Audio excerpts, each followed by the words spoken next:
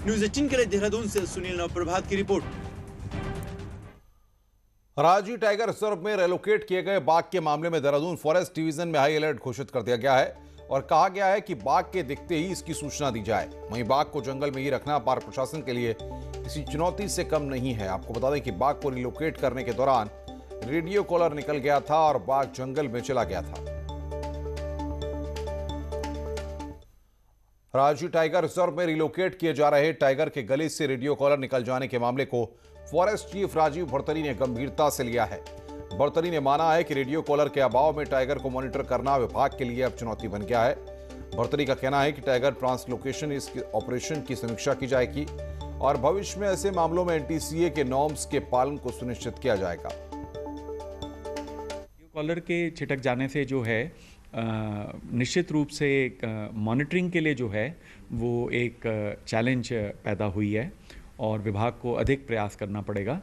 और मेरे ख्याल से हम जो एनटीसी ने जो प्रोटोकॉल एसओपी निर्धारित कर रखा है रिलोकेशन का टाइगर का, तो उसके दृष्टिगत रखते हुए दोबारा से पूरी समीक्षा की जाएगी कि भविष्य में इस प्रकार की घटना की पुनरावृत्ति रोकने के लिए क्या किया जा सकता है।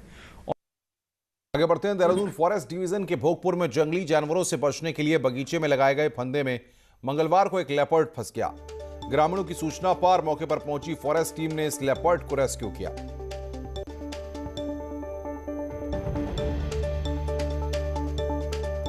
तो ये तस्वीरें हम आपको दिखा रहे हैं। गुलदार का रेस्क्यू किस तरीके से वहां पर किया गया। फंदे में गुलदार वहां पर फंस गया था और उसके बाद वहां पर इसका रेस्क्यू किया गया। ये तस्वीरें आपकी स्क्रीन पर वन विभाग की टीम ने इस रेस्क्यू को किया है। उत्तराखंड के युवाओं के लिए अच्छी खबर है। मंगलवार को स्वामी विवेकानंद की जयंती पर आयोजित युवा चेतना दिवस के मौके पर मुख्यमंत्री त्रिवेंद्र सिंह रावत ने प्रदेश के युवाओं को खुशखबरी देते हुए कहा कि सरकार अगले हफ्ते तक यूथ कमीशन के गठन की घोषणा कर देगी।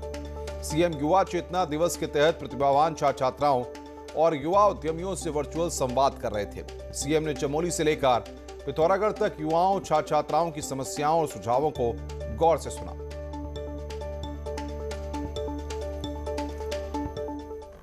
साल 2022 के विधानसभा चुनाव से पहले बीजेपी और कांग्रेस की बड़ी परीक्षा इस साल होनी है, यानी सल्ट विधानसभा सीट का उपचुनाव तय करेगा पार्टियों और प्रभारियों की परफॉर्मेंस कैसी है।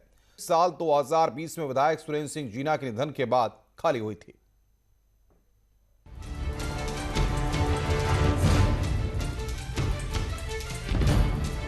दो 2022 में कौन सरकार बनाएगा ये तय होने में अभी वक्त है, लेकिन सल्ट सीट का उपचुनाव इसी साल होना है और सल्ट का रिजल्ट काफी हद तक साफ कर देगा कि कौन 2022 के लिए कितना तैयार है।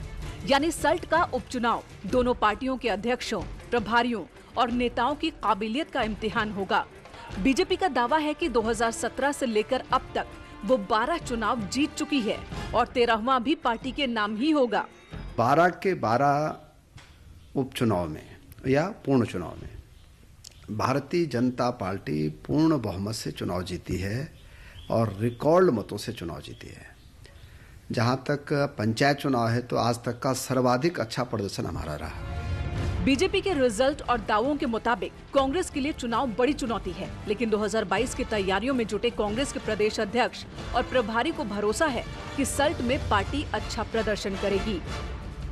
सल्ट का चुनाव हमारे लिए महत्वपूर्ण है। हम पूरी मजबूती के साथ सल्ट के विधानसभा चुनाव को लड़ेंगे और जीतने का काम करेंगे। बीजेपी के विधायक सुरेंद्र जीना के निधन के बाद सल्ट सीट खाली हुई है। ऐसे में सरकार के आखिरी साल में होने वाले इस उपचुनाव से भले ही कोई बड़ा फर्क न पड़े, लेकिन दोनों पार्टियां चुनाव कैसे और किस रणनीति से लड़ेंगी ये देखना दिलचस्प होगा।